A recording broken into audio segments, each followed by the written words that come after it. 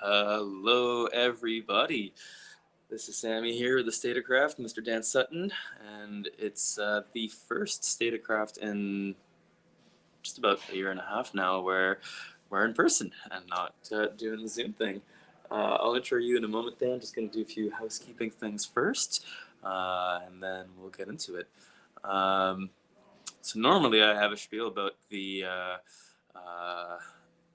unceded territories that I'm on out in Nelson. I won't have anywhere near as long of a spiel here because I'm not as familiar with the stories and histories of the First Nations here, but I do know that we're on the unceded territories of the Tsleil-Waututh, the Squamish, and the Musqueam people, if I'm remembering. Yeah, I think those three.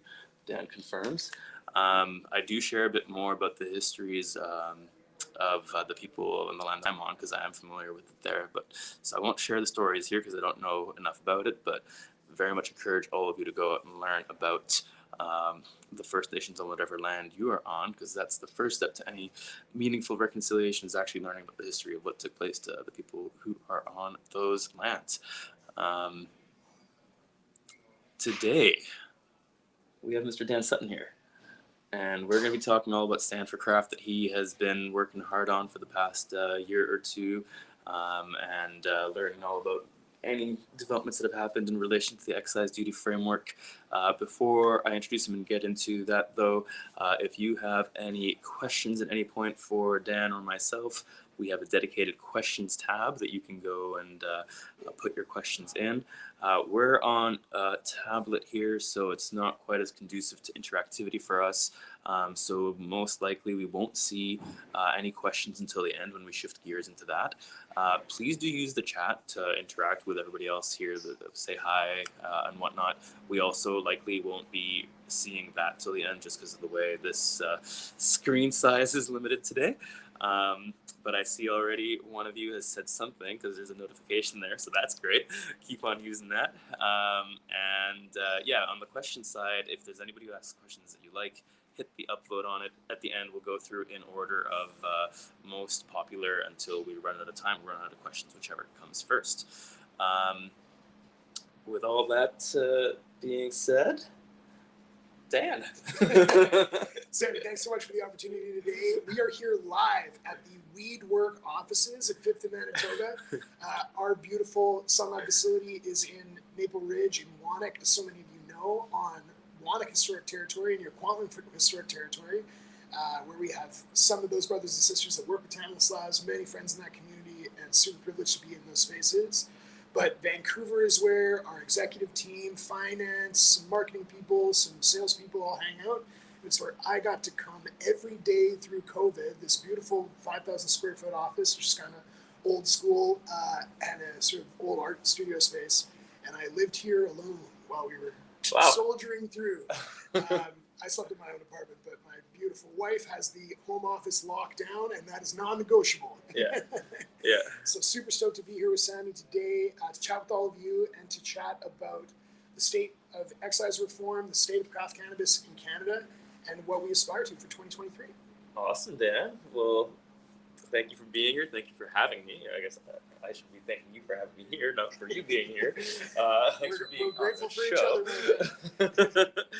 So, we had you on the show like a year and a half ago or so, and we didn't plan to speak about excise specifically, but that's kind of where, as we were talking about what's not going well, that came up as like a really big thing for Tantalus, and, something that resonated with a lot of people who are licensed in the industry, especially, the example I like to use that really helps government officials understand just how dire it is talking about outdoor farmers in the Kootenays, where often their gram is being sold for less than $1, which means just from excise alone, the government's often making 130, 140% more money than they are, which is pretty fucked that you can have a farmer spend 4, 5, 6 months growing cannabis, and then somebody who's not involved at all, the government just instantly gets more money than they do, and that's not factoring in sales tax or the markups that the provincial distribution boards charge and whatnot. So, big issue that resonated with a lot of people, and, you in the time after that have worked hard on this thing called Stand for Craft. So I'm thinking if we have anybody here who's not familiar with Stand for Craft, could you maybe start off by giving us a synopsis of what Stand for Craft is and what you guys have been working on the past year and a half? Absolutely. And that was such an interesting conversation that we had that really did give me a chance to get a lot of the stuff that we were thinking about and talking about one-to-one with government kind of off my chest. And it made me realize that there's a chorus of people who wanted to get involved. And so many of this beautiful community and some of the people that I'm sure are listening right now have stood up to be counted. They've shared their insight. They've shared their circumstance with me and with government. And it's created a groundswell where now Stand for Craft represents about 120 small to medium enterprise constituents. We're the only industry association that exclusively services the needs of small business.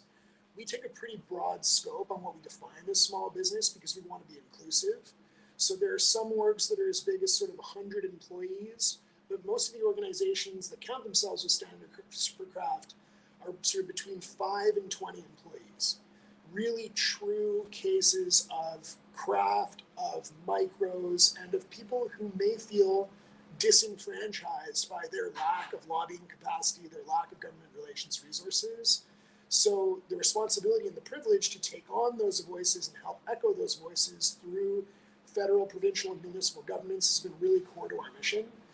You know, you talked about some of in the case of outdoor cannabis, you know, this disproportionate margin capture, this disproportionate tariff layer.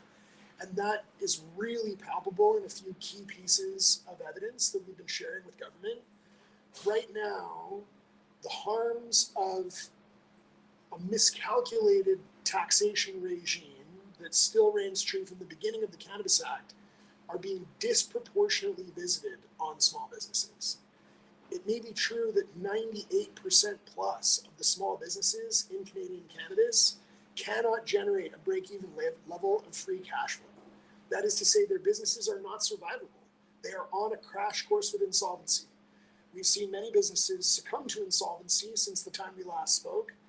And in fact, cannabis businesses were over half of the CCAA insolvency filings, bankruptcy filings in Canada in 2022. What's CCAA? CCAA is our bankruptcy court. Okay. So when you say we have no more resources, we can't continue on the way we are, you file a CCAA filing, and then sometimes your business survives, sometimes it doesn't. Yeah. And so this is really unfortunate because there are certainly businesses that have gone under that were never destined for success. We've seen lots of opportunism in cannabis. We've seen lots of poorly thought out business plans. But where that gets muddied is that there were also commercially successful businesses that had products that inspired their customers, products that generated margin for their distributors and their retailers, but didn't drop cash flow back to the bottom line for the craft businesses. And that's really where my area of concern is. If craft businesses that are commercially successful cannot generate survivable fundamentals, then the game of success in the cannabis industry isn't how good your product is and how strong you can create a product market fit. It's actually how much money can you raise. And how much money can you raise is not the kind of industry that we want to deliver to Canadians. And it's in fact not the kind of industry that Canadians want to purchase from. And it doesn't lead to any kind of sustainability.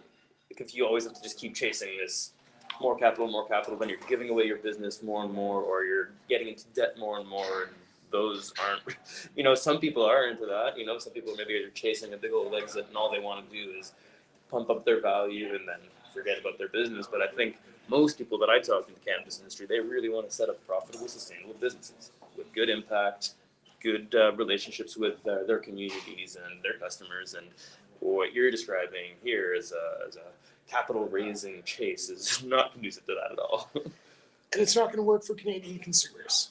So the good news is that despite disproportionate access to capital, disproportionate lobbying capacity, disproportionate government influence, the large licensed producers, say the top 6 largest licensed producers, have not been able to effectively maintain or capture substantial Canadian market share. At the beginning of legalization in an undersupplied market with massive barriers to entry, those 6 producers might have owned about 70% of Canadian market share. Now that statistic has flipped. 70% of the cannabis that's bought in this country is not owned by those big 6, it's owned by everybody else. And it's substantially owned by small businesses, craft businesses that sell their product for a higher price. This means that the Canadian cannabis consumer is voting with their dollars to pay more for a quality experience that comes from a farm that they want to tell a story about. That is the underpinning of future market success. Now what we need to do is rejig our policy and rejig our tax strategy to make sure that those commercial success stories have a viable business at the end of the day. Then they will continue to supply those excited customers. They will continue to capture illicit market share and bring it over to the legal side. And they'll provide case studies for would-be legacy operators that say, hey, I want to get into this legal business, but it doesn't really look like anybody's making any money, and it's kind of scary. I don't want to mortgage my life on a risky bet. Yeah. I know that I've got the product to deliver. I know that I've got the market that would be excited. And once we show them case studies of small firms with strong fundamentals, they're going to have every reason to go legit and come join us on the slightly more complex but very, very fun legal side of the conversation. Yeah, because like initially, I remember 2018, 2019, like the challenge there for a lot of small legacy producers was, holy shit, look at how much we have to do just to get licensed, and are we even going to get it? And that was kind of the risk, and that was what people were looking at. And then those that joined early quickly found out, much to their sadness, that distribution and actually making money is a challenge. It's not just like I've got the fire product and so there's no problem. So then everybody who's sitting on the fence who was like thinking about transitioning, they saw that and they were like, well, fuck this. Like if this licensing bit's not the only risk, if now there's like not even a guarantee that I'll have success, even though I've got some of the best product in the world, that's like reasonably, it's led to many of the thousands who've been wanting to for decades to be illegal and fought to legalize cannabis, and finally it's here. Of course they're like not going to actually transition. So I think you're right, we need to see a reality where people who are small scale, who actually like have good business abilities and are making good decisions, succeed. And then once that happens, then I think the floodgates will open to a lot more small scale producers transitioning from legacy to this new legal world that we're in. I totally agree, and I have a question for you on that front, but I want to underscore that this is clearly something the government wants.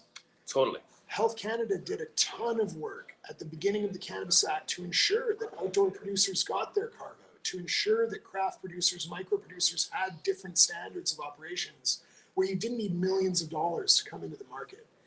That's not a perfect system, but the system was designed so that, hey, we can get these people licensed. Can you speak a bit to the outdoor piece? Like, when you say Health Canada, like, did some stuff to ensure that like outdoor small scale growers got their cargo? What do you mean by that? So this goes back to Anne McClellan and her board, and I think a lot of the operators in Health Canada, a lot of the policy advisors. I know David Brown of Stratcan worked on these policies.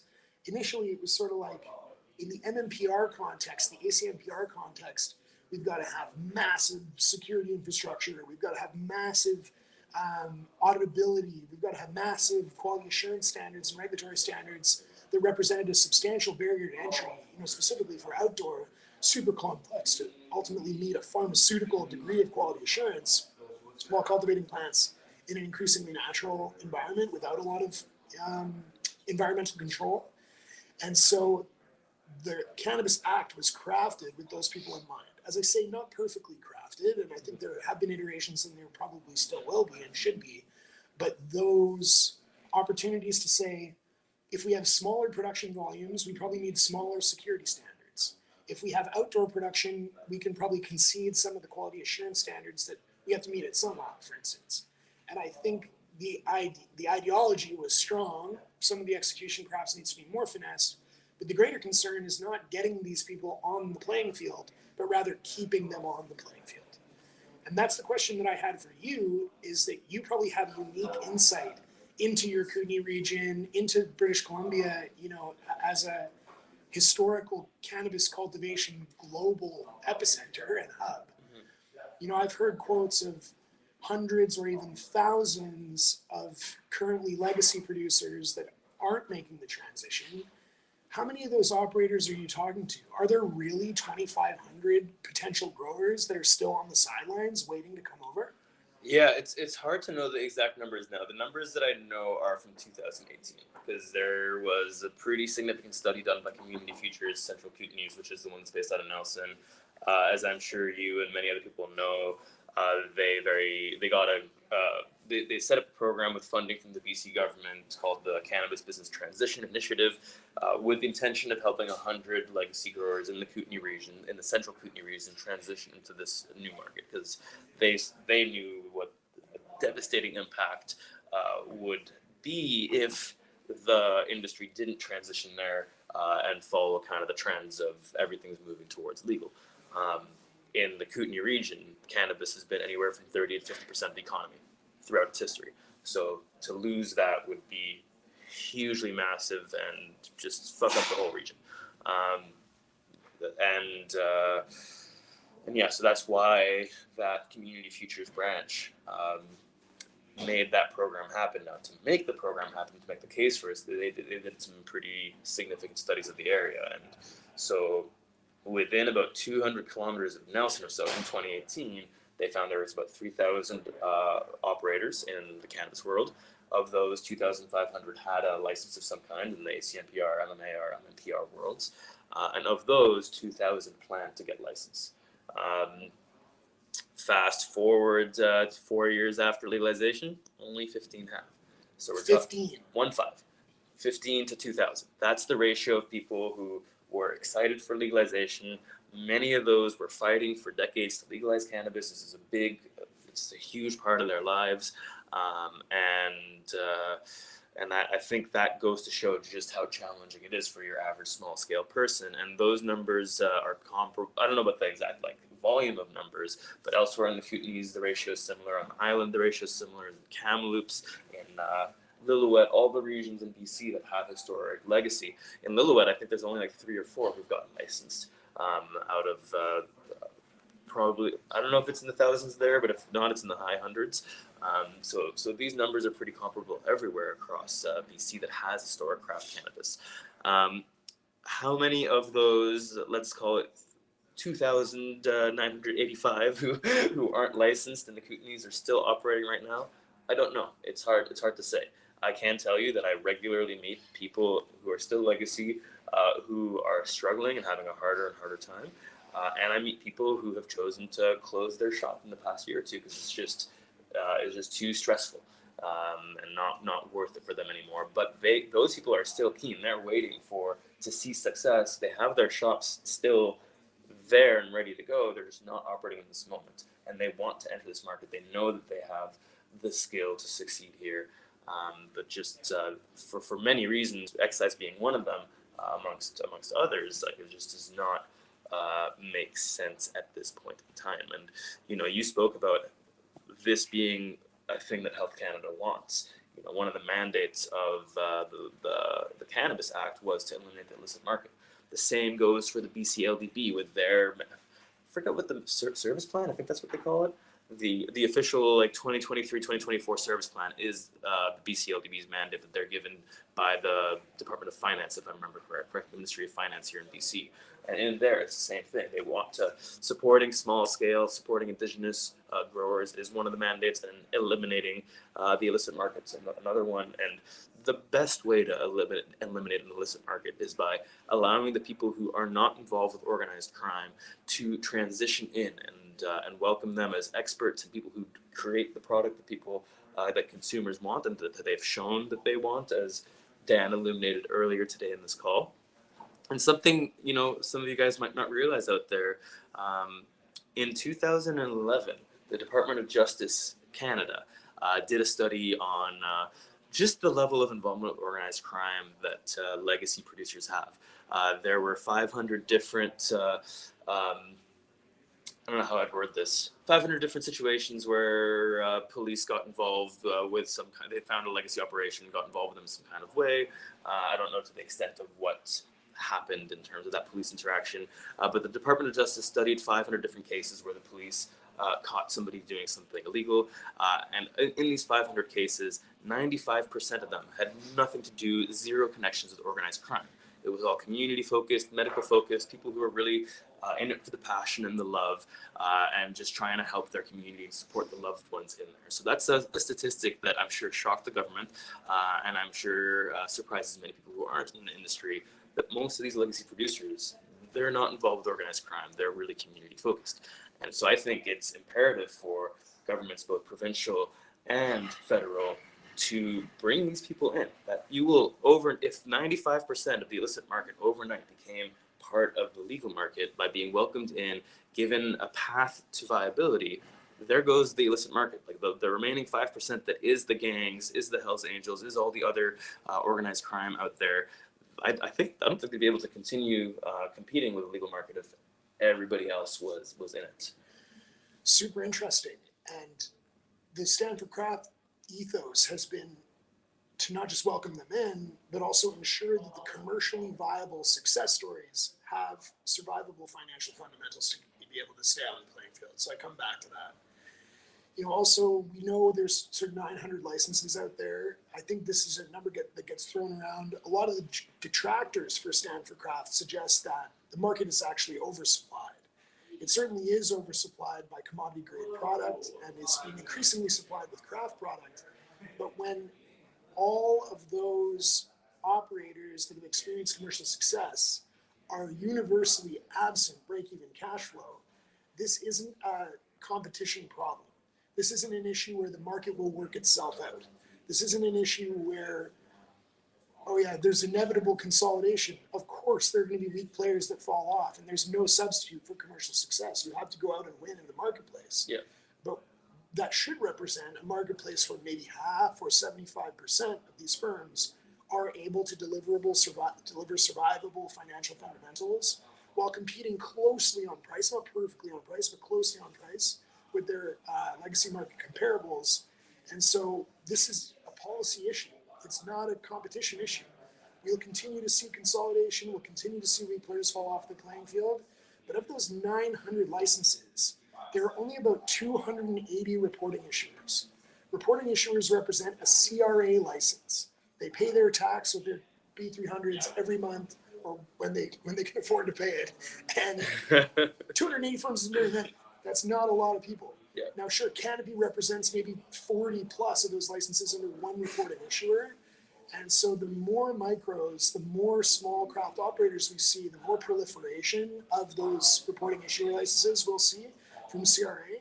And I think we've got a long way to go before the market is in a place where competitive dynamics can justify consolidation outside of the massive barriers to entry that it represents to still come into this market and operate within it.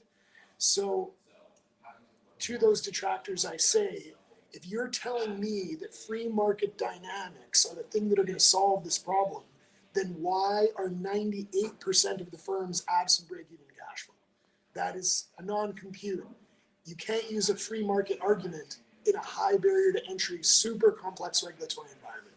Yeah, and to add to what you're saying, Dan, for anybody who is a detractor who thinks that there is too much competition already and that bringing in more people from the legacy market would somehow make things more challenging, I'll counter that with there's still a huge amount of legacy illicit sales taking place today. I think Health Canada puts that number at about 30% of cannabis sales today are spurious number. Not illicit. Sure how they're getting that number. Well, I know how they're getting that number because they do disclose it. They get it through surveys. They ask the public in Canada whether or where they buy their cannabis. So what that says is that 30% of Canadians are comfortable telling the government, I buy weed illegally.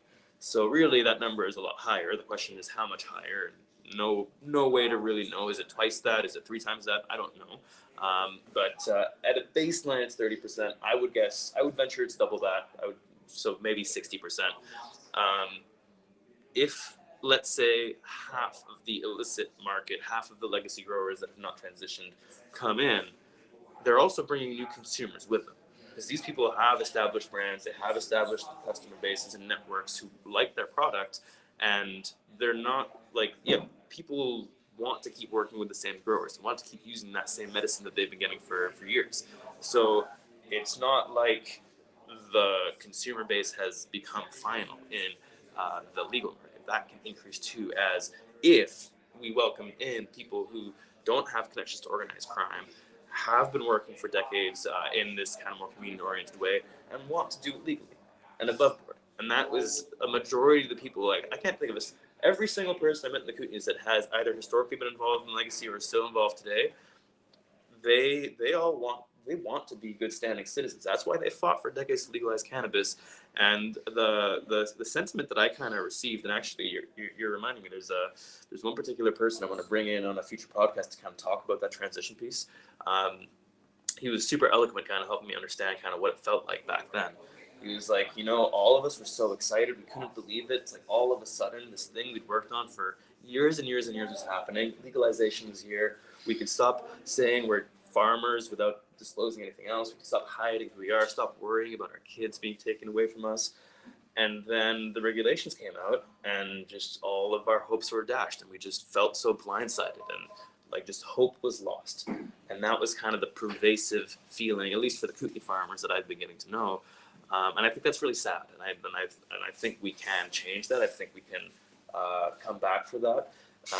I will give credit where credit is due to the government. Like, government did not have time. Like, they were given like less than a year to put together policies that should not have taken less than a year. It should have been a very long multi-year operation. So I do kind of, and I've talked to quite a few people at Health Canada, at the CRA, at various BC ministries, and all of them kind of share the same thing. Normally, for something this magnitude, we'd spend 2 to 4 years on consultations before putting together policies and regulations. This was super rushed. We were given less than a year to do this. And so, of course, things like were not that great. So, but now the question is begged: are we going to make things right? Are we going to make things better?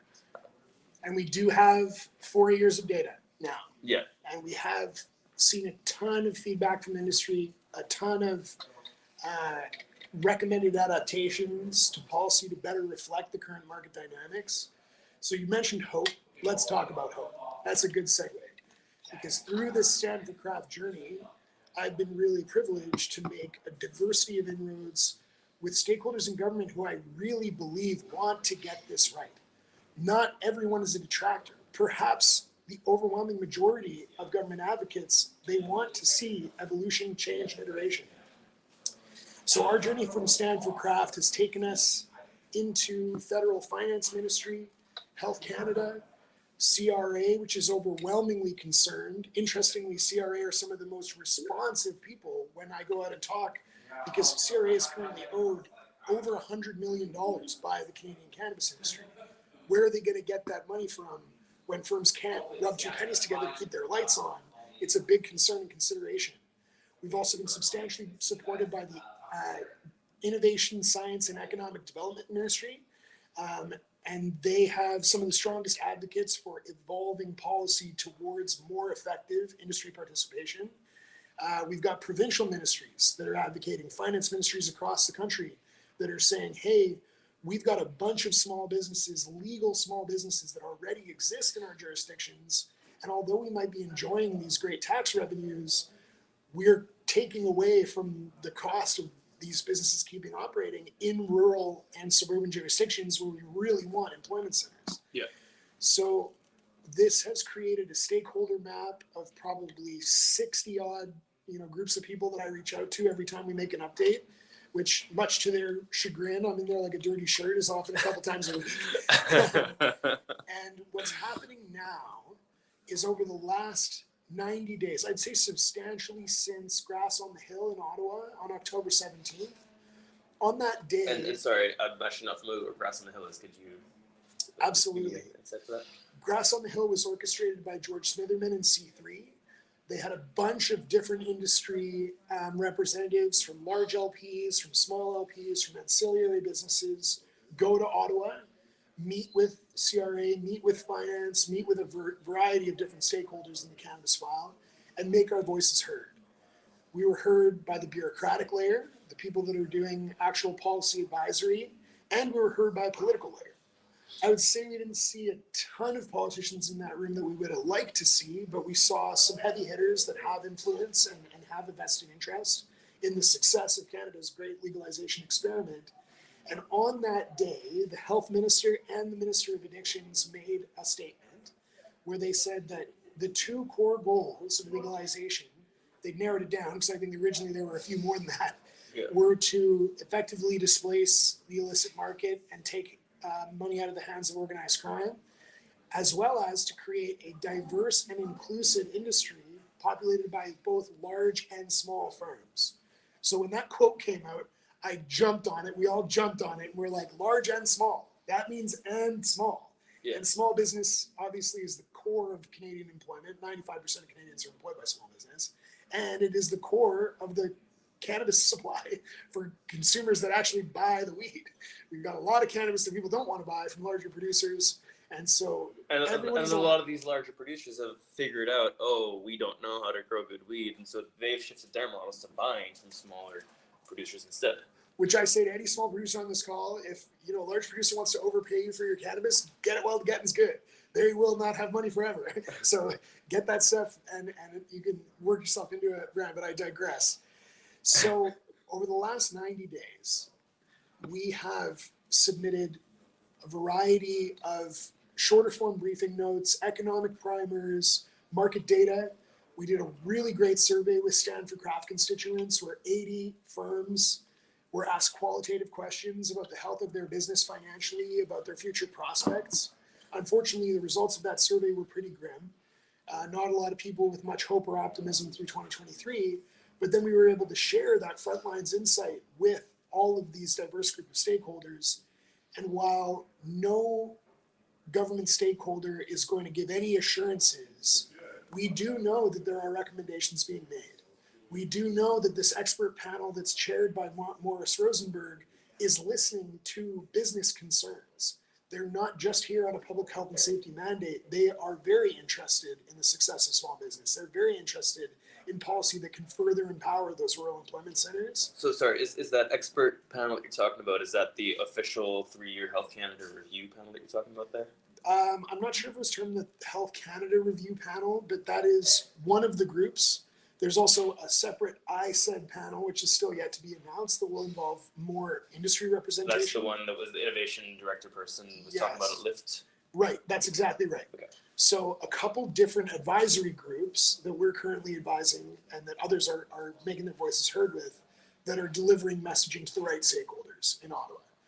Now that's all well and good, but I think the question mark doesn't become, are they listening? It becomes, when will they take action?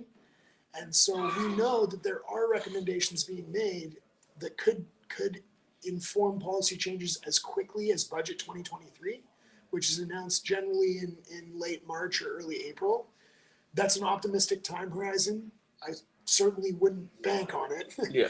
But that could be the first glimmer of hope that we are going to see progressive change over the next 12 to 24 months. And so this is the time when I cite some good advice from George Smitherman, which is all politics is local. Everyone who's listening right now, everyone who watches this, you can go to ourcommons.ca, you can enter in your postal code, and you can find the contact information for your local MP. Take 15 minutes, write them a 5-sentence email that says, this is my name, I'm representing XYZ business, I'm representing XYZ retailer, my friend is employed in cannabis, I have a vested interest in the success of the Canadian cannabis industry, and I want you to understand that we are currently in crisis. We are in a place where all of the small businesses across this nation are on some kind of collision course with insolvency, and we need you, our local representation, to pay attention, to talk about it at the water cooler, to talk about it at the dinner table, certainly to talk about it with whatever political stakeholder is closest to you, and say this is an issue for 150,000 potential jobs across Canada. It enhances Canadian productivity, and it's a model that the world is going to either follow or use as a cautionary tale. And so each of us have a responsibility to make that voice heard. Don't just rely on Stanford Craft. It'll take you half an hour. It's not a huge ask. And that's one of the greatest things you can do to support this mission is create that relationship with your local representation and trust. If you're a voter, they're going to listen to you. And I would add to that, not just your MP, talk to your MLA as well. One of the most important things that the various organizations I'm involved with are working on is to get the BC government to go out to bat for us and to try to, because the federal government listens to provincial governments quite a bit more than they would to any individual person out there. And, when there was a shift around the sales amendment regulations that Health Canada had, where they made it a lot quicker and easier to get that sales amendment, that came immediately after the BC government started putting pressure on the feds. They were like, hey, our constituents, our people in our province are struggling with this. Can you please make the sales amendment? That was like one thing they went out to bat for, and immediately that changed. So we're really focused on developing a relationship with BC government where they go to fight for us for various issues on the federal level that can hugely impact things here. So not just your MP, your MLA as well. And look, BC has a huge vested interest here with, as you say, thousands of craft growers. That's also true in Alberta. It's true in Saskatchewan. It's true in Manitoba. It's true in Ontario. It's true in Quebec. Quebec has some of the most exciting micro producers in the whole country. I'm so impressed by their commitment to quality, by the BC style hydroponic systems that were implemented over there. And so this truly is an issue that affects all Canadians, especially small town Canadians, especially suburban Canadians. And I believe we're on the hunt. I believe that they're listening. I believe that they're close to the reality. They're close to the realization that if they don't do something soon, that the damages will be irreparable and they'll be felt and rippled out for decades to come. So can we talk about what the changes might be, what they should be? Please do. Stanford Craft realized when we went with our first package of kind of 15 recommendations that we were going to have to get real streamlined. Yeah. We all suffer from shorter attention spans than we've ever had, and nowhere is this truer than government.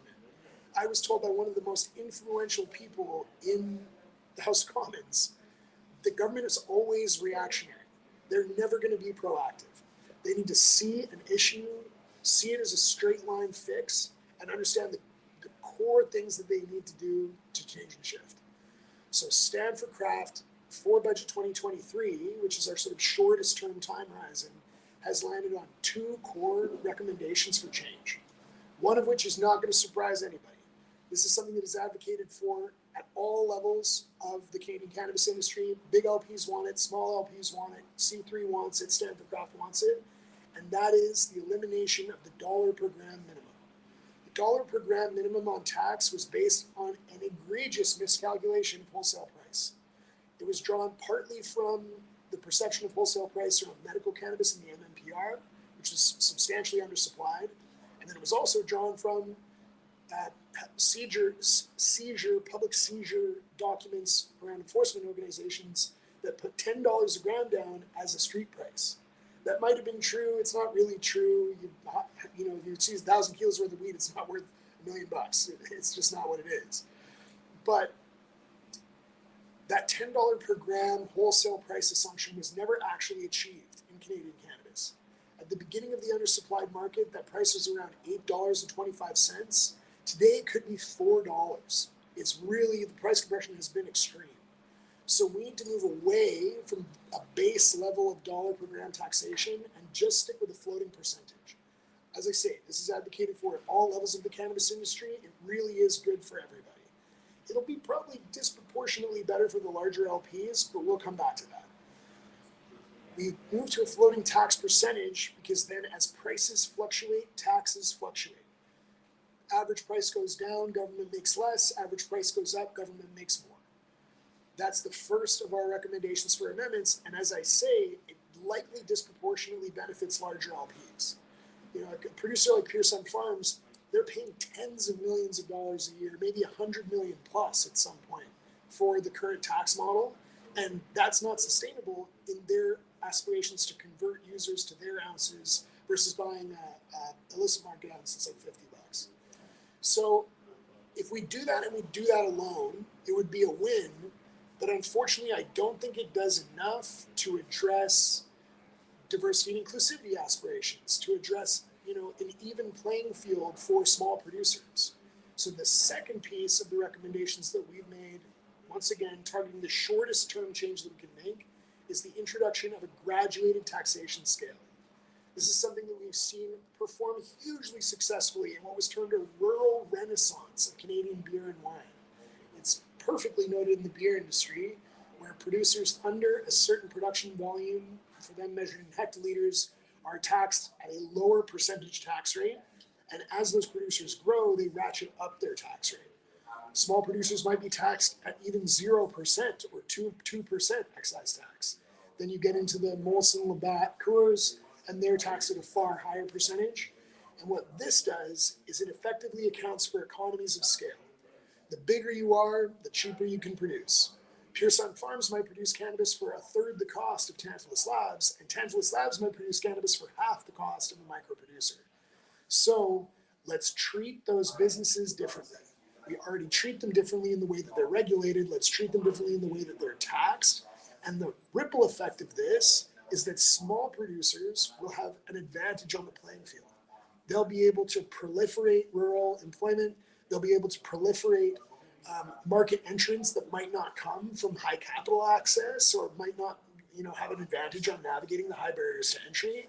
And this strikes right to the core of Indigenous inclusivity. It strikes right to the core of minority-owned businesses. It strikes right to the core of rural employment in Canada, which, as you mentioned earlier, there are so many small towns in British Columbia that might have had a mill operating in the 70s and they don't anymore. Yeah. And the question is, how are we going to make ends meet for this entire town? I had a really great conversation just yesterday with an economist in the United States who suggested that the ripple effects, and no, actually, I was also speaking to some great operators in Ontario, the ripple effects of one job loss from the automotive industry in Ontario actually means 15 service and ancillary jobs will also be lost. These are part suppliers, these are vendors, these are contractors, these are accountants, these are local restaurants, they're local car dealerships, and it could be that in cannabis that number is even higher. Our supply chain is complex. So we're not just talking about the 20 jobs in Salmo, BC from a small producer. We're talking about all of the other jobs in that community that benefit from that economic activity. And you don't have to be politically aligned to any end of the spectrum to celebrate job creation in rural towns.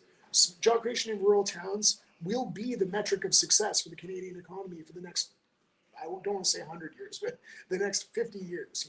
This is something that we can all advocate for. And so the combination of moving to a percentage floating taxation rate that effectively marks tax to market based on the price fluctuations, and graduated taxation that treats small businesses differently than larger businesses with larger economies of scale, those two pieces are the beginning of the changes that we need to see to better facilitate inclusivity, craft participation, craft success, which is already palpable in market. I'm standing on soapbox, I'm going on a ramble, but the market has already chosen that they want to buy craft cannabis. So let's give those commercial success stories the tools that they need to succeed in tax policy. And to anybody from government who's listening to this and heard Dan's example, he used an example of maybe even 0% for kind of that smaller scale as far as the excise goes. And for anybody in government who might hear that and be like, oh my God, that would never work. I just want to stress, the breakdown of tax money the government has received over the first 3 years of legalization. There was a Deloitte report that really broke down a lot of kind of the taxation revenue and a lot of other things around the cannabis industry.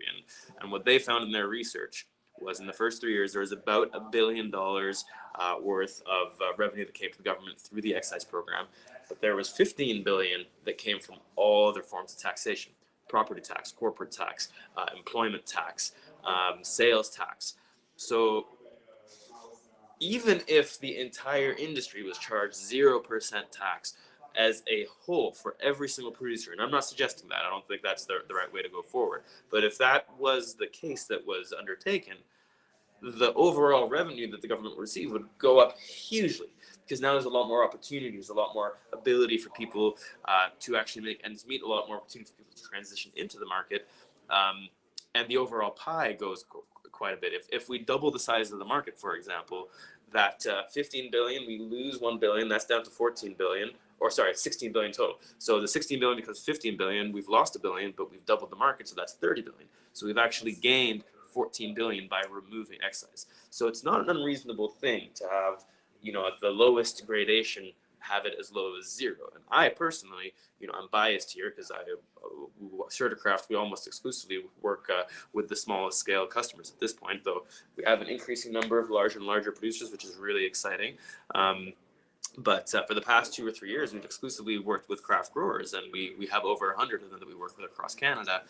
And I know for them that would make a massive difference. So we want to see them be able to succeed and stop worrying about closing their doors, because that's a worry for over 80% of our customer base today. Another great piece of algebra to be included in that is that there has been essentially 0 income tax collected by the Canadian cannabis industry. This is tax on profit. If there's no profit, you cannot tax the profit. So if we took a bit less on excise and we balanced it back with income tax that is being extracted from financially healthy, profitable businesses, that's a great model. That's what we're advocating for. And all of these things make good, logical, cogent sense when we look at the objectives holistically, when we look at economic fundamentals, understanding, what policy has been delivered in analogous industries. But we come back to detractors.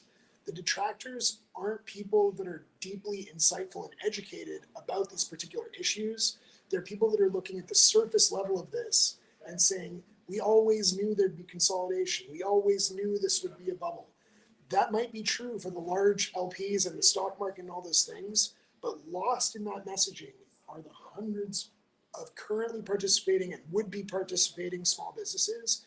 And those are the people that Stand for Craft advocates for. And those are the people that will determine the success or failure of Canada's legalization policy.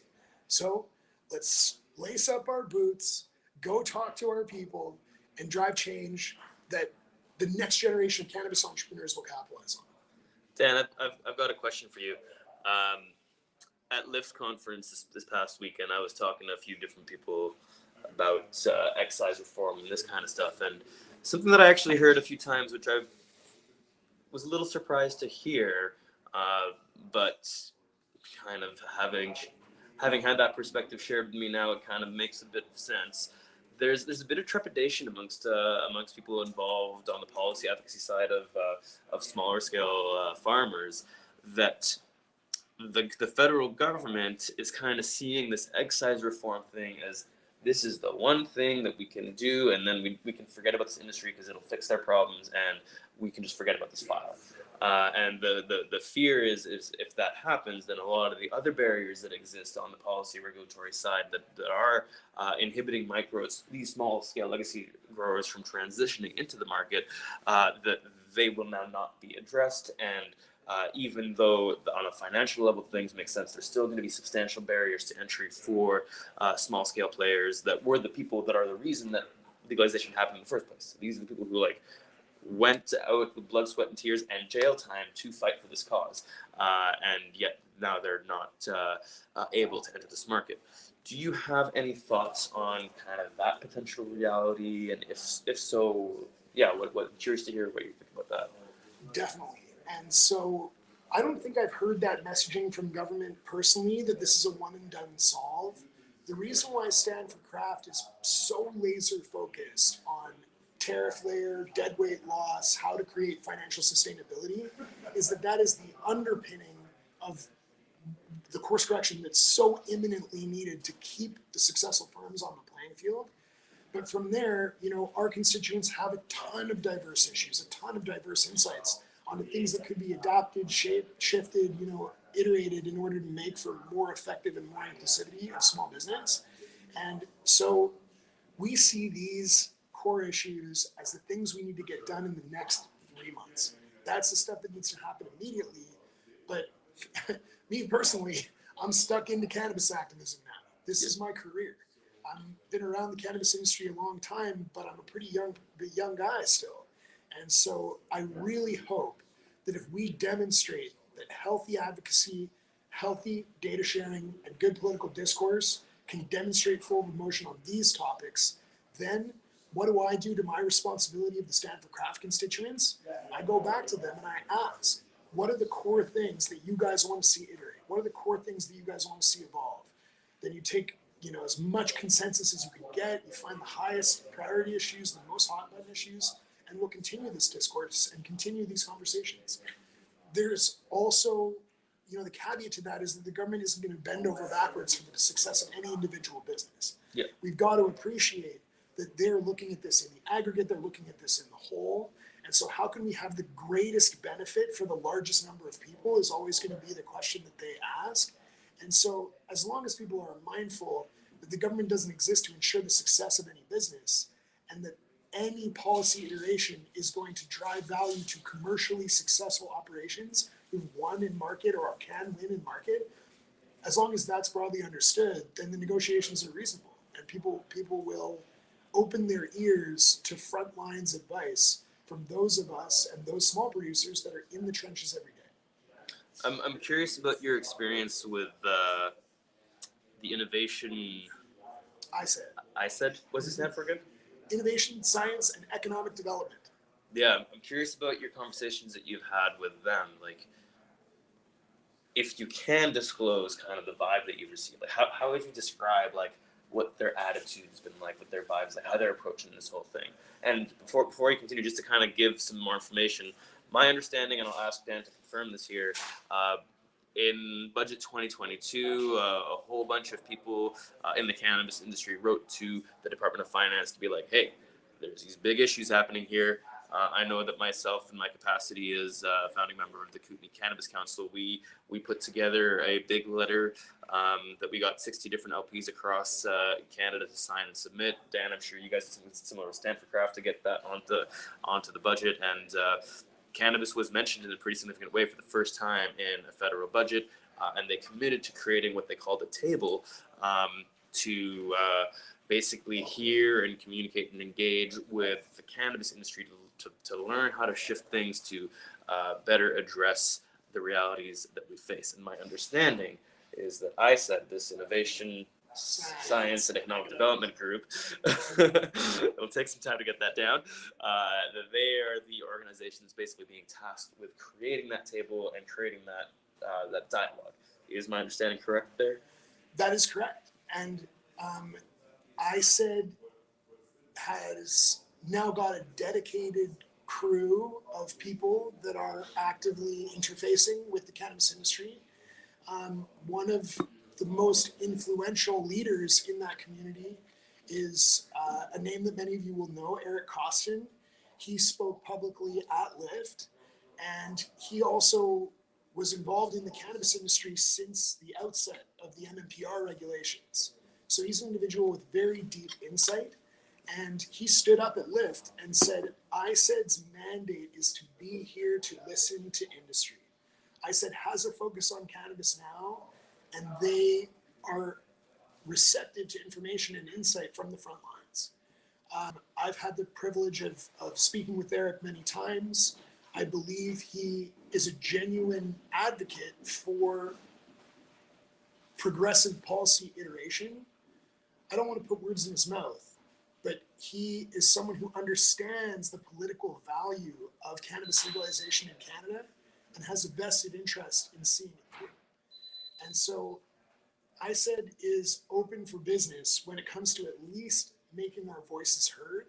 And I believe that behind the scenes, they are actively advocating for better financial health for the businesses that are like leading and championing this change. So it was pretty incredible to see Eric stand up at LIFT and deliver similar messages, say, hey, we're here to listen, we want to talk, and we want you guys to give us the insight that we can then bring back to government and share that insight in the interests of making an industry that works for Canadians and an industry that Canadians can be proud of. Cool. I had a question that came up in my mind while you were sharing that, but I've forgotten it. So we didn't even smoke any weed before this thing, which we usually might do. The last one might have been a little bit weirdly received by government because I was smoking a joint half the way through. So I'm going to save the joint until the end this time, so I don't scare anybody away.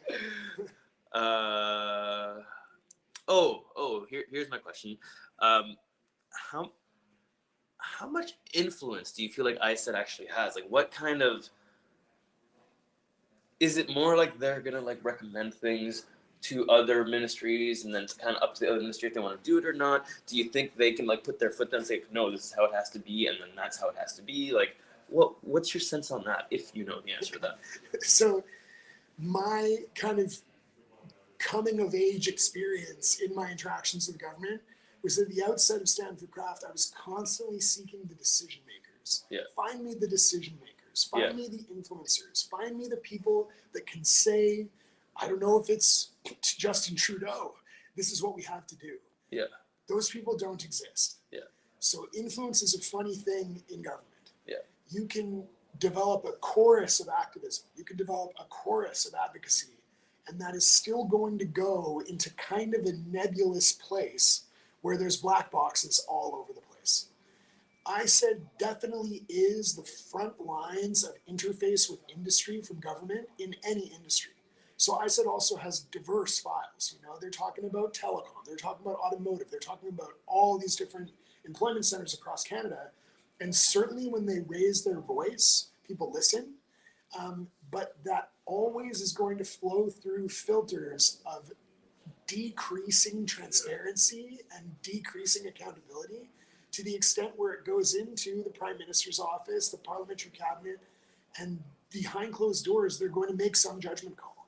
That judgment call may be completely in line with the recommendations made by ISET and finance and other ministries, or it may be half the things they ask for, or it may be none of the things that they ask for. And so trust when I say I am banging down the doors to those offices. I'm trying to kick them open when I can, but there's some big heavy doors.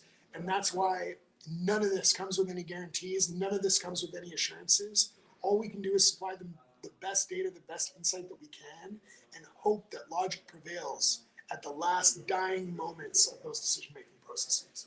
And the one really great thing about having ISET now involved officially in this kind of capacity is, like Dan has mentioned a few times, like they have a mandate to support business. They have a mandate to support economic development. It's literally in their name.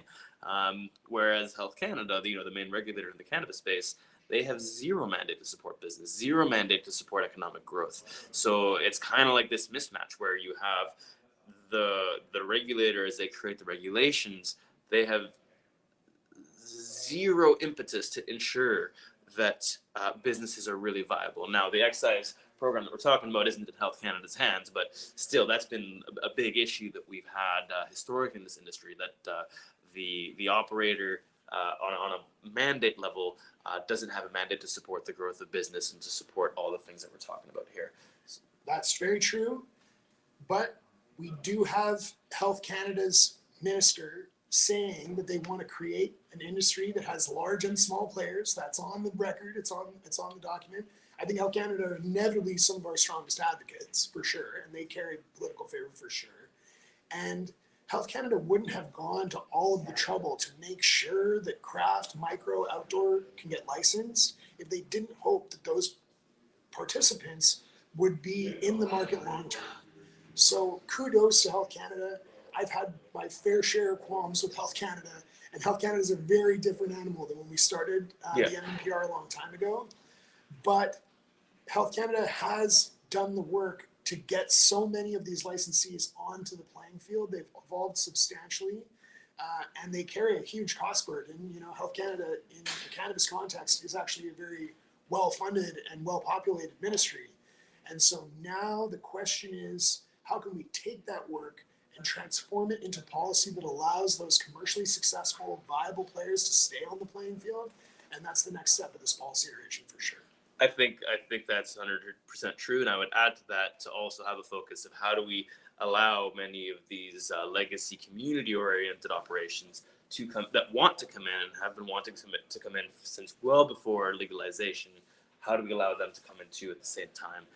And I think that's going to be really key for a lot of the organizations that I'm involved with, is making sure that while we allow the people who are in the playing field already to actually succeed and be viable, to not in the process make it challenging for new players that have been hoping to be part of this market for years now, to not be able to enter. Very cool. I'm so nervous we're going to go into the chat and have someone say, we haven't been able to hear you the whole time. that would be really terrible. We have 38 messages in the chat, so I'm going to ignore that. Let's just go to the questions here. Dan, before I get into the questions, do you have any final thoughts on what we've been discussing that you wanna bring up? I think that we're on the right track. I have gone from idealist, hopeful to very jaded and suspicious back to there is glimmers of hope. Yeah. And the success of those glimmers of hope, the feasibility that those little candles get lit into raging fires that can create change, it really relies on all of us. We have to make our voices heard. You're all fucking sick and tired of my voice, I'm sure. Dan Sut Joe has gone on too long and too loud. And so go talk to your MP, go talk to your MLA, go talk to your municipal representation and say, hey, the cannabis industry is important to me. The future of it is important to me. And right now we are in no less than a state of crisis. 98% income absent. It's not a place to build an industry from. So now is our time, and we must stand together, and we must stand for craft. Sounds great, Dan. I don't have anything to add to that. I think that's a beautiful way to end. It's as if you've practiced using stand for craft at the end of a sentence there. So we're going to go through the questions now. If you have any more questions, add them now. Upvote the ones that you like. Once we're done with this, I'll ask Dan if there's anything he's excited about in the world of Tantalus he wants to share in the world. I'll tell you guys about our next episode, and then we'll wrap it up. So this is your final chance to get a question in, and use the questions tab, not the chat. The chat is has too many messages for us to tackle right now on this little device here. So yeah, we'll start with Jacob De Jong. I don't know if I pronounced that correctly. Hopefully I did. Who asks, does Dan have a percentage in mind that the tax rate should be at for an excise tax? I have a feeling 1043, that came kind of before. Do you have a specific, because you talked about 0 to 2%, is that a specific example for smaller scale, specifically being the kind of micro level? How do you see that kind of going up in the graduated taxation scheme that you were talking about? Yeah, absolutely. And Jake, glad to have you here. Jake and I had a really great conversation yesterday, and he's a strong advocate in the Windsor Essex area, reps up Windsor Essex. So lose the dollar per gram, move the top end of the tax line to 10%. The vision that Stand for Craft has proposed is to tax based on monthly revenues. For your first, I believe the numbers that I'm about to finalize and submit, for the first $100,000 of monthly revenue, if you're a micro, you might make about $100,000 a month. Let's tax at 2.5%. When you jump up to $500,000, let's take that to 5%. Over $1 million at 7.5%, and over $2 million at 10%. So if you're making $2 million a month, that's probably a pretty big LP. That's maybe about Tantalus Labs size or slightly bigger. And so those are the enterprises that should be paying the lion's share of the tax, and ultimately the enterprises that are already benefiting from substantial economies of scale. And so in your model that you're proposing, don't quote me on the numbers. We're going to get the numbers in paper and put them out on social media the next video. But in terms of kind of the model itself, would it be, let's say Tantalus is, let's just say you guys are making $2.5 million in a certain month. Is it you're paying 2.5 on that first 100? You're paying 5% of the next 400. Exactly. Okay. So it ratchets up, and so the reason why that's an interesting model for graduated taxation is firms will be disincentivized from agglomeration. If I want to merge with another big company, that means that we're going into a high tax rate. We better be ready for economies of scale. It also allows for firms to selectively grow.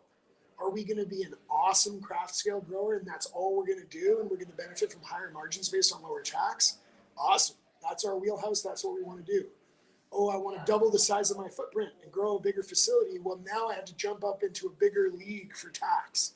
And so it gives producers an ability to self-select what kind of level of taxation and sophistication they want to take on for their business. And all else disincentivizes unhealthy predatory agglomeration, predatory consolidation, which leads to oligopoly. We don't want that. It's not going to win against the illicit market. If we have a huge oligopoly situation with 5 firms owning it all, it'll just disincentivize quality, disincentivize consumer advocacy. A lot of reasons why oligopoly is bad. If you want to learn more about that, you can check out our economic primer, available now on my LinkedIn. Is that pinned to the top so people can find it easily? It will be after this conversation. Thank you, Dan, for that answer. Okay, next up we got David Hutchinson, who asks, how do I see this full? It's not showing me. Any regulatory, any regulatory change that encourages production of more diverse chemovars over simply high THC, and then can't see the rest. So this is a question that I get a lot, and I'm going to give you an answer that you absolutely hate. People often cite distributor preference for high THC as the key barrier to entry to getting lower THC product to market. It's fair. They're gatekeeping. They're looking at data. They're not looking at product quality. They're saying THC percentage and price. This is the calculation that most, once again, monopoly distributors who have pure buying power and pure selling power use to determine which products they're going to list. Tantalus Labs loses listings all the time. We tried to get listings in Quebec. We didn't get them. We tried to get listings in Nova Scotia. We didn't get them. And I know the program that they're running is really based on THC and price, and I think it's unfortunate. The reality is that is how the Canadian cannabis consumer is buying cannabis today. Maybe not Sami, maybe not me, maybe not you, David, maybe not the people on this call, but your Joe off the street is going into so many cannabis stores thousands of times a day across this country and saying, what's the highest THC percentage I can get for the lowest price? And that is the reality of how the market is being driven. Is it changing? Yes. The advent of terpene listings is creating new consumer preferences and new consumer categories. Is it changing fast enough for distributors to be able to make a difference in the next 6 months? I personally don't think so. And I think we have a generational education obligation and opportunity to teach people about THC, not even really being a strong metric of how high you're going to get, let alone a strong metric of quality. It's an unfortunate reality. It played out in the States. It plays out in other jurisdictions, international jurisdictions that we have conversations with, where buyers aren't even asking anything. They don't ask about bud size. They don't ask about aesthetics. They don't ask about anything except for THC and price. And it's a function of a nascent market. We all have to put the investment in to push novel, compounds, novel genetics, all those things. But right now, I can't wedge a beautiful 15% THC, high THCV or CBG cultivar into the marketplace. And it's not just the distributor's fault. It's also consumer behavior. So do you think that's a matter of lack of public education? And I imagine marketing must be a part of it too, when you can't even have a big part of craft beer. Like when I go into an alcohol store and I want to decide what I want to buy, I'm looking at the label, I'm looking at what they write about themselves, I'm looking at the artwork, I'm looking at all these kind of things that give me a feeling of I like the vibe of this thing, and how they describe what's on there, and none of that exists in the cannabis world. So I wonder, do you think that would result in a shift in consumer behavior if people could actually share more on the packaging and labeling? I think it would do something. It would definitely help, and it's part of a sort of broader, as I say, generational educational shift. I mean, look, before legal cannabis, when I bought cannabis, I didn't even get a THC percentage. Yeah. I got, AAA sometimes. Sometimes I get a strain name, And so it's the only metric that consumers have right now to base their expectations on quality. We've also seen plenty of high THC cannabis that is dry and bad and smokes really weak and it's not fun. And so we've got a lot of work to do in a lot of different environments. The marketing regs restrictions are due for a change. They're due for iteration. It's one of the key policy initiatives that C3 is spearheading.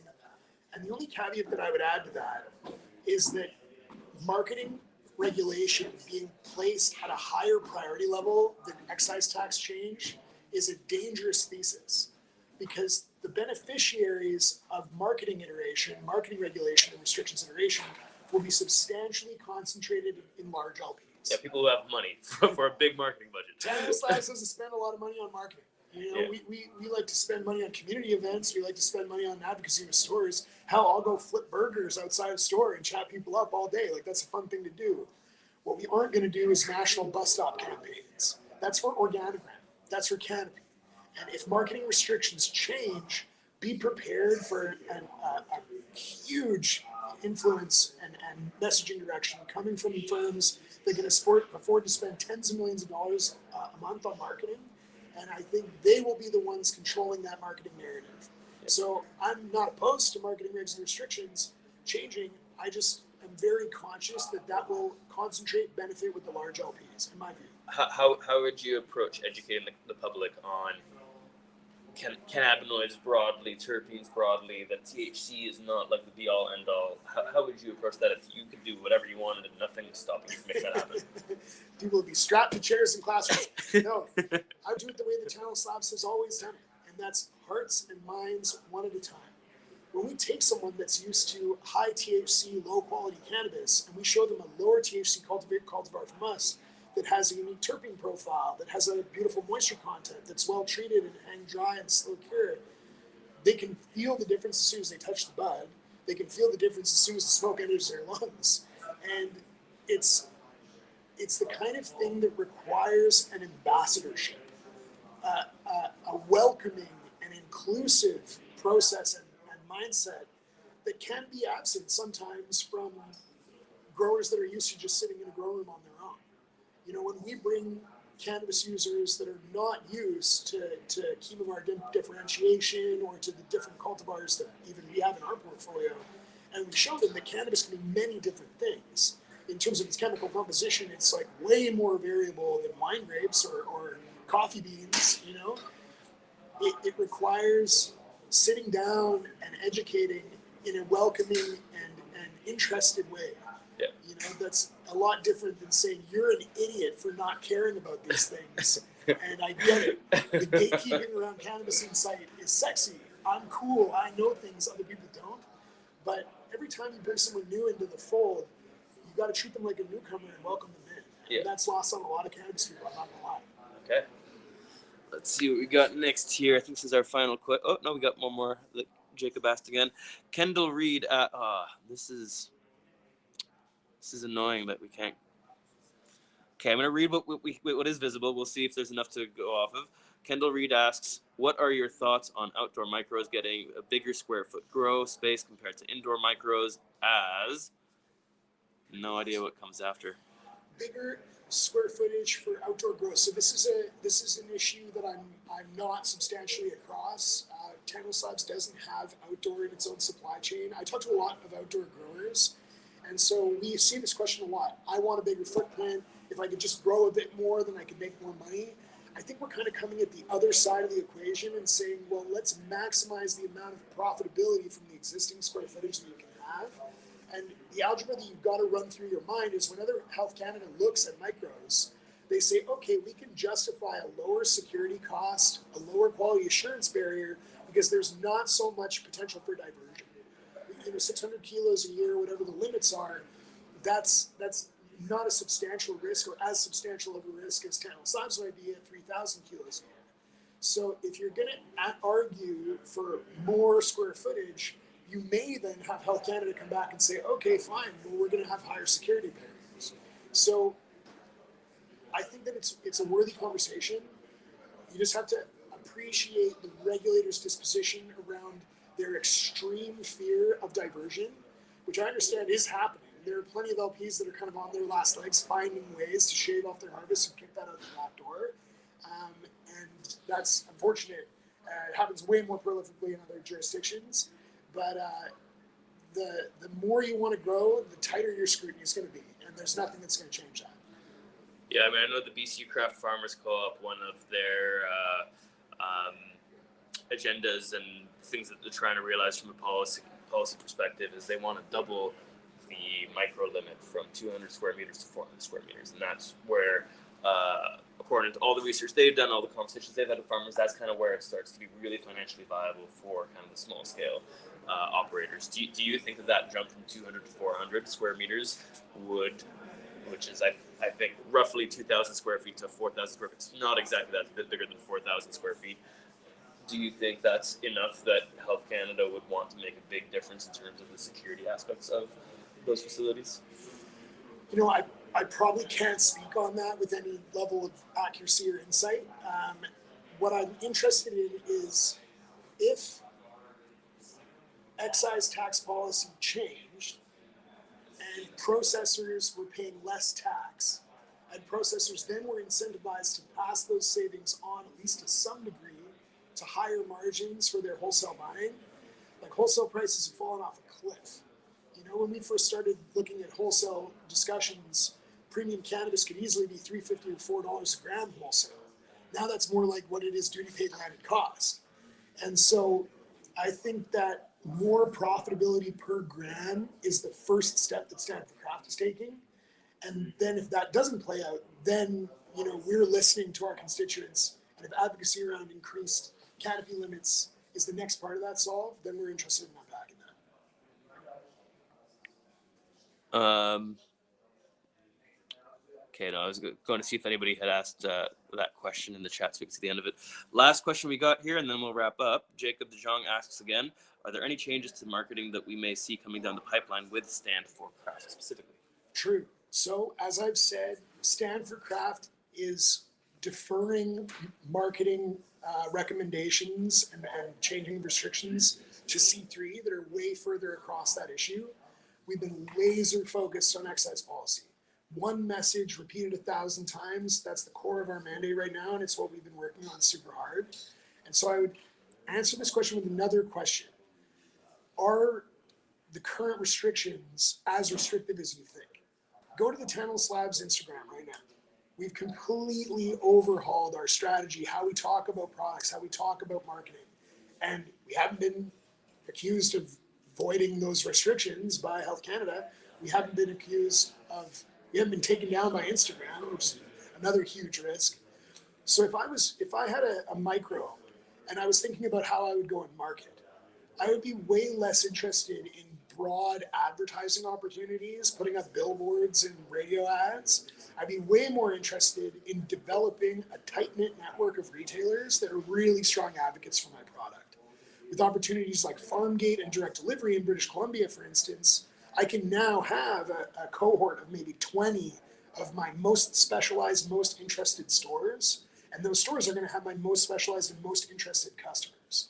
So when you think about, these marketing regs, they ruin my ability to talk about my product. They don't ruin your ability to talk about your product one-on-one.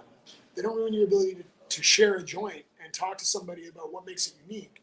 And so I think it behooves all of us to get very creative with what we can do within the current parameters of restrictions. And I'm telling you, in a prolific and national way, Tantalus Labs has found ways to be compliant and also get our marketing across without huge spend. I mean, we spend way less than our closest analogs. You know, you might look at Bazam or Rubicon, and they have marketing budgets that are way, way higher than Tantalus, and we're oftentimes doing comparable volumes with a way lower spend. And so think very carefully about how you can market your product without needing to throw out billboards, and I think you're going to be pleasantly surprised. I kind of understood that question a bit differently, which is more like, are there changes to how you are marketing Stand for Craft itself? Like the messaging around, I mean, maybe he meant it the way that you understood it, but just in case he meant it the other way, are there any shifts in how you are representing Stand for Craft publicly to the government in these coming weeks and months? Also, another great question. Stand for Craft has a $0 budget. We've never asked anybody for $5. I dedicate my time, but Tantalus Labs doesn't invest in Stand for Craft explicitly. That would kind of like muddy the waters a bit. So our marketing strategy is shake people in the streets. Anyone who will listen.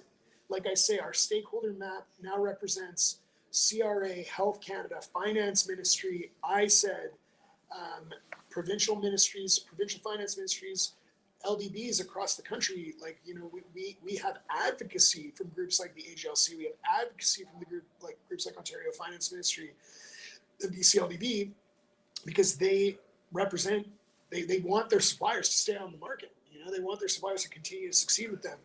And so the marketing has been very much going and standing and sitting with people in Ottawa and in provincial ministries and talking to them and making sure those constituents have new data on a weekly basis. But I don't think you're going to see us sponsoring trade shows anytime soon. Cool. Sean, your whatever you wrote is cut off after you say "I don't feel you can," so we're not gonna answer that. We'll wrap up the questions here. Thank you guys all for being here. One quick piece of news, in case you missed the last episode that we had around policy advocacy here in BC. So as some of you guys know, over the summer I spearheaded the creation of what's being called the BC Craft Economic Development Panel, which is trying to be a unified voice for BC craft cannabis with basically bringing together the voices of the Craft Cannabis Association of BC, the BC Craft Farmers Co-op, the Kootenay Cannabis Council, and the Retail Council, the Cannabis Council of BC. We've been trying to get basically this government to take us seriously and include us in the creation of local policies here in BC. And excited to say we've got a cross-ministry meeting next week with the LDB, the LCRB, the Ministry of Agriculture, a few other stakeholders, and we'll kind of lay the foundation for how discussions will emerge there moving forward. I have a feeling that you will probably be looped in at some point into that as that conversation develops. We'll see where that all goes. Put me in, Coach. Thank you for your service. That's amazing. It's no small feat. It's all a labor of love. It's all in service of craft cannabis and small business. And it takes up way too many of my work hours. I promise you that. Yeah, I feel like kind of like you. When I started, when me and my co-founder started Certicraft, I didn't think my job would eventually be political. But our mission as a business is to help craft cannabis companies transition into and thrive in this market. And what that has meant is that to make that mission be at all attainable is I have to do policy advocacy work. So. They say all art is political. I think every time you light a joint here in Canada, it's a political act, an act of political sovereignty for sure. So that's pretty exciting. Hopefully we have good news to share after that about how receptive or not the conversation feels. I do feel pretty good ever since David Eby became premier here in BC. There's been a shift that I've felt with local government around how they are approaching the cannabis file. So very cautiously optimistic about that. Before announcing next week's conversation, Dan, is there anything coming down the pipeline in Tantalus you want to talk about? Ooh, it feels like I need a shower if I'm going to pitch a product, but no, I'll absolutely get in there and say that this wonderful podcast episode was brought to you by Tantalus Labs infused pre-rolls, coming later this quarter. The product promise is we are bringing higher potency, higher terpene numbers, beautiful, smooth smoking craft flower mixed with high terpene THCA diamonds, and we're coming for everybody. I'm so fired up on this. We're late to the party on infusions, but it's because we were in the lab with different R&D processes around dipping and hash and oils and all these things. And where we've landed is a product that is higher potency at a better price, but it's also a really smooth smoking experience. If you've ever heard me talk about Tantalus, we are all about the smoke. I get it, THC numbers get people in the door, but I want an experience that our customers can consistently report of smoke it, enjoy it, and want to go buy it again. And when we come with these infused pre-rolls, I think you guys are going to be really pleasantly surprised that we're not just creating a Frankenstein monster, we are creating a flower experience that is truly augmented and truly accented. So coming soon to a store near you, let's say at the end of the quarter, hopefully you'll be able to get your hands on them. And I want reviews from everybody. You tell me the good, the bad, and the ugly, and I believe that you will be pleasantly surprised. And if you're going to say this episode is sponsored by that pre-roll, I expect everybody on the Certicraft team to receive a sample. Otherwise, that is false advertising, sir. We can do that. It's not, my time is sponsored by promoting the pre-roll. On the Certicraft side, for those of you who don't know, we make compliance software for small to medium businesses. Our focus is on saving you as much time as possible and making your life as easy as possible. And we have over 100 licensed producers across Canada that will tell you that they love what we do. If you're interested in that at all, please reach out. We'd love to chat with you. And next week, or not next week, in 2 weeks, because it's every 2 weeks on the State of Craft, February 3rd, we're going to focus on Indigenous realities. We have Tom Bob is his English name. I'm not going to try to pronounce his original name in his language. He is... I forget the name of the nation, but it's a very small nation in kind of the Comox Valley zone. Not the main nation there, very, very small one. He is heavily involved in policy work and politics on many BC First Nations issue, and relevant for the State of Craft. He sits on the working group within the BC First Nations Leadership Council that's part of the AFN that specifically deals with recreational cannabis policies as it relates to Indigenous First Nation markets. And so he will be sharing a lot of thoughts on kind of why a lot of First Nations have chosen not to participate in the federal regulations that exist, the policies and frameworks that they have been created, what that process has been like, the challenges they have faced. And I'm pretty sure that we will also be joined by his son, who has created a distribution network within their community as well, to talk about the kind of the challenges and issues that have led to the creation of that and the challenges that they've faced since then. So getting a very, very different perspective on small-scale cannabis that is very real and a big part of the Canadian landscape here. So that'll be our focus in 2 weeks, and you all who have attended here will get emails about that in your inbox as soon as this event is ended here. Dan, thank you for your time. Thanks so much, Sami. It's always a pleasure. Glad to have you back again. And till next time, everybody, have a great day. Peace out.